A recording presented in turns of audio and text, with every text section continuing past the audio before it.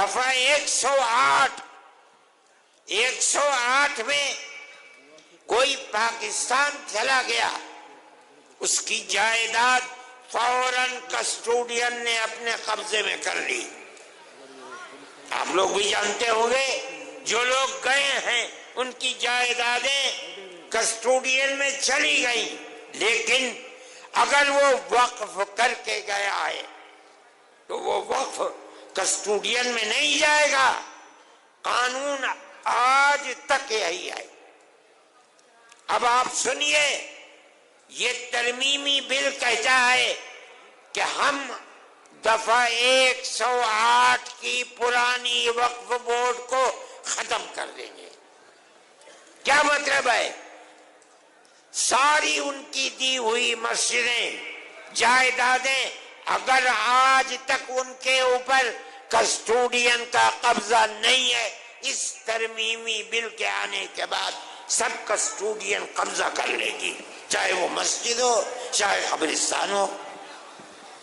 میرے بھائی، میں یہ آپ کو اس لیے بتا رہا ہوں کہ اگر آپ کے صوبے سے اس کی تائید ہوتی ہے تو اس کا مطلب یہ ہے کہ وہ زمینیں، وہ مقبرے، وہ درگاہیں جو آج تک وقف کے اندر داخل تھیں، اب وہ وقف سے نکل جائیں گی۔ ہم اسی بنیاد پر کہتے ہیں، آپ حضرات کی یہ آواز جو آج اس میدان سے ابھر رہی ہے، انہی بنیادوں کے اوپر ہم کہتے ہیں کہ وہ آواز اس وقف کے ترمیمی بل 2024 کے خلاف یہ آواز اٹھنی چاہیے۔ جمعیت علماء ہند، میں نے آپ سے کہا تھا کہ ایک مذہبی جماعت ہے، ہمارا سیاست سے کوئی تعلق نہیں ہے۔ ہم آپ کی گورنمنٹ سے، صوبائی گورنمنٹ سے یہ کہتے ہیں کہ مسلمان، پورے ملک کا مسلمان یہ سمجھتا ہے کہ یہ وقف ترمیمی بل مسلمانوں کے اوقاف کو برباد کرنے کے لیے، ہڑپ کرنے کے لیے، جو چند مثالیں میں نے آپ کو بتائی ہیں، یہ تو 3 صفحے ہیں ہمارے۔ آپ اس کے خلاف اپنی رائے کو متحد کریں۔ میں یہ سمجھتا ہوں کہ آپ کے اس جم غفیر کے جمع ہو جانے کے نتیجے میں یقیناً یہ آواز ارباب اقتدار کے کانوں تک پہنچے گی انشاءاللہ، اور یہ بات ہوگی کہ بی جے پی گورنمنٹ کے اس مسلمانوں کی جائیداد کو آگ لگانے اور کھانے والے بل کی مخالفت کی جائے گی۔ جمعیت علماء ہند آج کے وہ حالات جو اس دنیا کے اندر ہیں یا ملک کے اندر ہیں، ان کو بڑے گہرے طریقے پر دیکھتی ہے۔ ملک کے اندر جو بات چیت چل رہی ہے فرقہ پرستی کی، چاہے وہ مکانوں کے اوپر بلڈوزر چلنے کی بات ہو، یا آسام کے اندر مسلمانوں کو ملک کے اندر رہنے کے حق سے محروم کرنے کی ہو، یا مسلمانوں کے مدرسوں کو بے پالو بے بالو پڑھ کرنے کی ہو، جمعیت علماء ہند ان تمام چیزوں کی مخالفت کرتی ہے۔ اسی طرح ہم فلسطین کے مسئلے کو، اگرچہ ہمارے ملک کے پرائم منسٹر نے پہلے دن یہ بات کہی تھی کہ فلسطین کے لوگ دہشت گرد ہیں، میں نے اس وقت یہ بات اخبارات میں دی تھی اور میڈیا کے اندر دی تھی کہ مجھے افسوس ہے کہ ارباب اقتدار یہ نہیں جانتے کہ مسئلہ کیا ہے۔ مسئلہ تو صرف اتنا ہے کہ اسرائیل کو یورپ اور امریکہ نے خلافت اسلامیہ ترکیہ کو توڑ کر اسرائیل کو جنم دیا، بیت المقدس اس میں نہیں تھا۔ اس کے بعد امریکہ یورپ نے مل کر اسرائیل میں اپنی فوجیں بھیج کر فلسطین کے اوپر قبضہ کیا، بیت المقدس پر قبضہ کیا، ہزاروں آدمی مارے گئے، بیت المقدس پر قبضہ کیا، فلسطین کو اپنا غلام بنا لیا۔ اس کے بعد پھر شام کے اوپر حملہ کیا اور گولان کی پہاڑیوں پر قبضہ کر کے یہودیوں کی بستیاں بسا دیں۔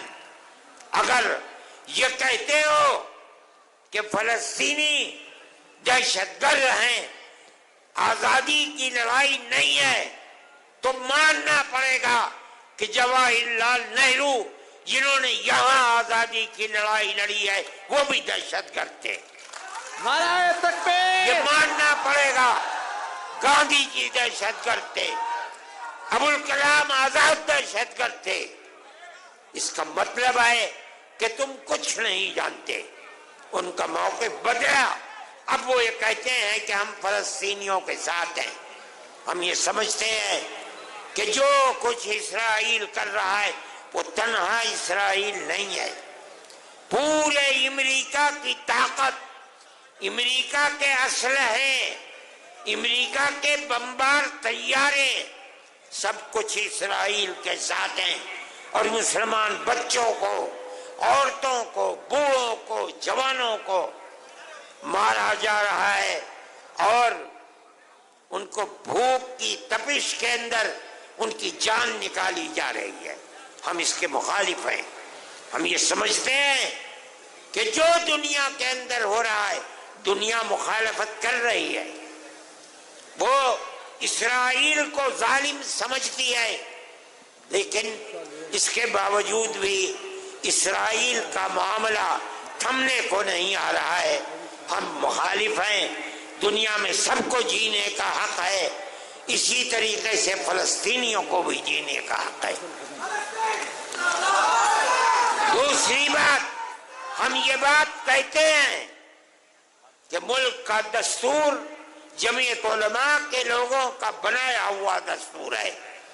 مولانا ابوالکلام آزاد، مفتی کفایت اللہ، مولانا حسین احمد مدنی، مولانا حضرت موہانی، یہ وہ لوگ ہیں جو ہندوستان کے دستور کو بنانے کے اندر شریک ہیں۔ اس لیے کہ جیسے جیسے ملک کی آزادی قریب آتی تھی، جمعیت علماء بار بار کہتی چلتی تھی ہم سے وعدہ کرو کہ ملک جب آزاد ہوگا تو ملک کا دستور سیکولر دستور ہوگا۔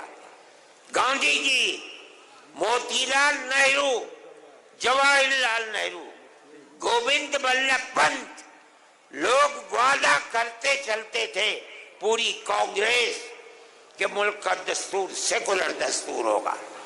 وہ دستور کی دفعات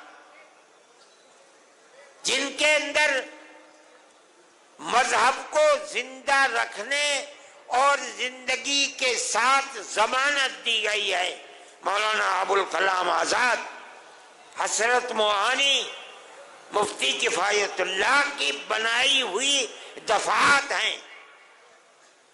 آج ان دفعات کو یہ کہا جا رہا ہے کہ یہ دفعات بڑھائی ہوئی دفعات ہیں، کسی کو کچھ پتہ نہیں ہے۔ آج جو لوگ اقتدار پر ہیں انہیں پتہ نہیں کہ ملک کی آزادی میں قربانی کنہوں نے دی ہے، ملک کا دستور کیا کہہ رہا ہے، انہیں کسی چیز کا پتہ نہیں۔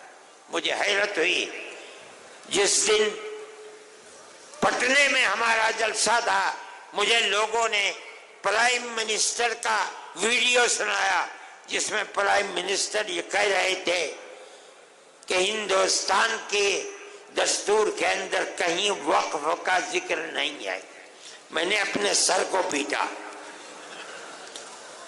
ملک کا وزیر اعظم یہ کہتا ہے. اس کا مطلب یہ ہے میں نے کہا کل کو تم کہنے لگو گے کہ ملک کے دستور کے اندر حج کا کوئی ذکر نہیں ہے. پرسوں وہ کہو گے کہ ملک کے دستور میں نماز کا کوئی ذکر نہیں ہے. اگلے دن کہو گے کہ ملک کے دستور میں روزے کا کوئی ذکر نہیں, مسجد کا کوئی ذکر نہیں. ارے اللہ کے بندے, اسلام اور مذہب کی ضمانت ملک کے دستور میں دی گئی ہے. یہ ہمارا مذہب ہے.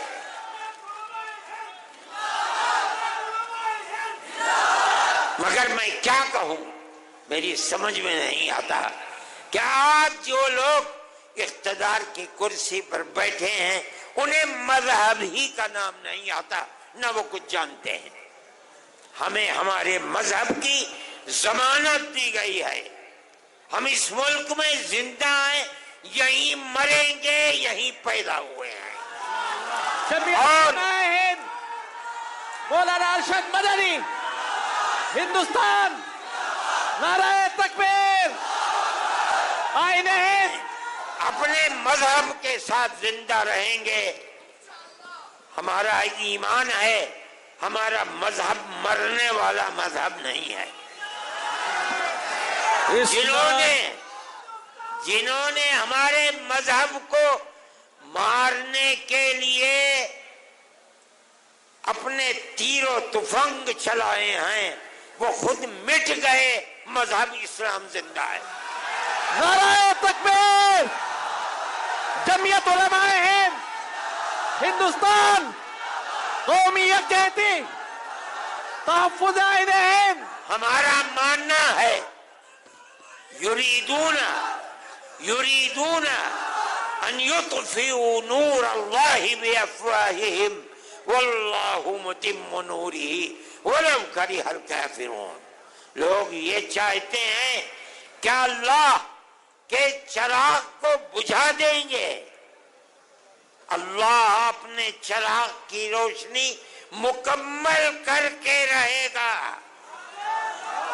اگرچہ اسلام کے دشمن اسلام کا برا چاہتے ہیں.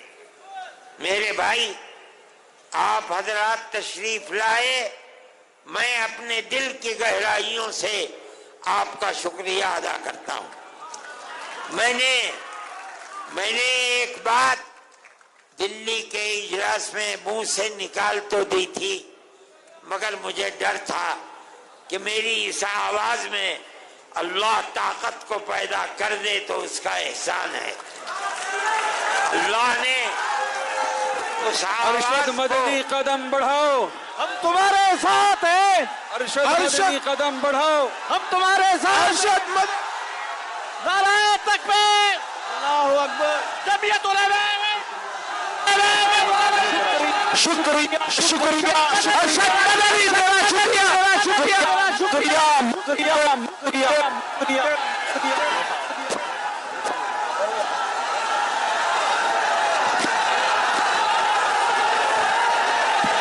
بیٹھ جاؤ بچوں, سب بیٹھ جاؤ, بات سن لو, بیٹھ جاؤ.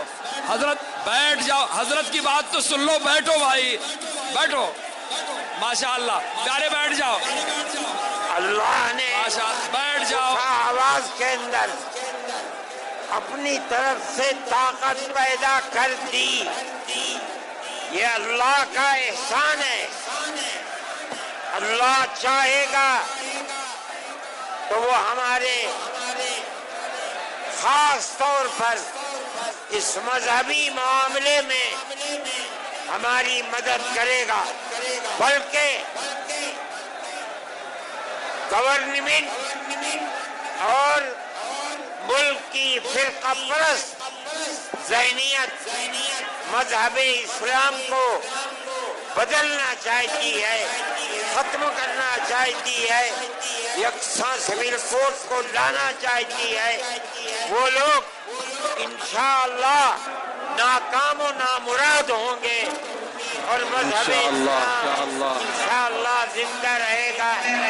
میں آپ سب کا اور जिन लोगों ने इस इजलास के लिए दामे दिरहमे सुखाने मदद की है, मैं उन सब का और इंतजामिया पुलिस वालों का, अरबाबे सियासत का जो यहाँ है, मैं अपने दिल की गहराइयों से उन सब का शुक्रिया अदा करता हूँ। अल्लाह ताला आप हजरात के आने को कबूल फरमाए। आप जिस तरह खैर व आफियत के साथ आए हैं, आमीन को हजरत दुआ उसी दुआ तरह करवा रहे हैं। खैर व आफियत के साथ दुआ